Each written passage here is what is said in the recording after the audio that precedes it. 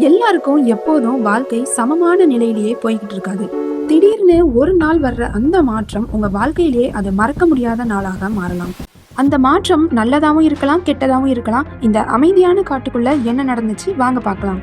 பசுமையான மரங்கள், குளிர்ந்த காற்று, கீச் கீச் பறவைகள் எல்லாம் நிறைந்த ஒரு பெரிய காடு. அங்க 4 நண்பர்கள் இருந்தாங்க. ஒரு யானை, ஒரு முயல், ஒரு நரி, ஒரு வயதான ஆமை.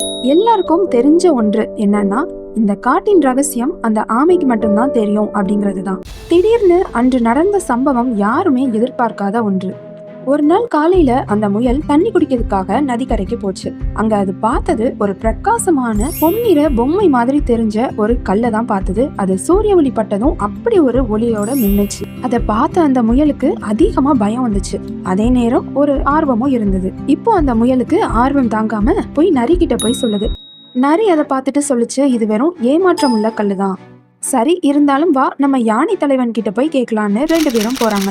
யானை ராஜனும் பார்த்துட்டு என்ன சொல்றான், இது மனிதர்கள் விட்டுட்டு போன ஏதாவது மந்திரக்கல்லா இருக்கலாம். தத்துவ ஞானி நம்ம ஆமை நண்பன் கிட்ட போய் கேட்கலான்னு போறாங்க. அந்த ஆமை ரொம்ப நேரம் பார்த்துட்டு யோசிச்சு சொல்லுது, இது சாதாரண மந்திரக்கல் இல்ல, இது ஒரு நினைவுக்கல். இதை யார் தொடுதாங்களோ அவங்களுக்கு அவங்களோட உண்மையான சுயரூபம் தெரியும். இதை கேட்ட எல்லாருக்கும் ரொம்பவே ஆச்சரியமா இருந்தது. இப்போ முதல்ல பார்த்த அந்த முயல் போய் அந்த கல்லை மெதுவா தொடுது. வாழ்க்கை மாற 1 வருடம்லாம் தேவையில்லை, ஒரு நாள் போதும். உங்களை நீங்களே உண்மையா உணரும் அந்த ஒரு நிமிடம் உங்களுடைய வாழ்க்கை மாறிடும். இப்போ அந்த முயலோட கண்ணு முன்னாடி ஒரு பிரகாசமான ஒரு காட்சி தெரியுது. அந்த முயல் சிங்கமா மாறி ஒரு ராஜாவா வாழுது. எந்த ஒரு பயமோ பதட்டமோ இல்லாம அந்த காட்டுல நிம்மதியா வாழுது. அடுத்த ஒரு நொடி அந்த கல் உடைஞ்சு போகுது. எல்லா காட்சிகளும் பழையபடி மாறிட்டு. இப்போ அந்த முயலுக்கு ஒரு சந்தேகம், நான் சின்னவன் தானே, நான் எப்படி சிங்கமா மாறினேன்? பலரோட பிரச்சனை பணமோ நேரமோ வேலையோ இல்ல, திசை தெரியாம இருக்கிறது தான். எந்த திசையில போக போறீங்கன்னு சீக்கிரமே முடிவு பண்ணுங்க. இப்போ அந்த ஆமை சொல்லுச்சு, நீ பார்த்தது எதுவுமே மந்திரம் இல்ல, அது உனக்குள்ள இருந்த சக்தியை தான் அது வெளிப்பாடா காமிக்கு.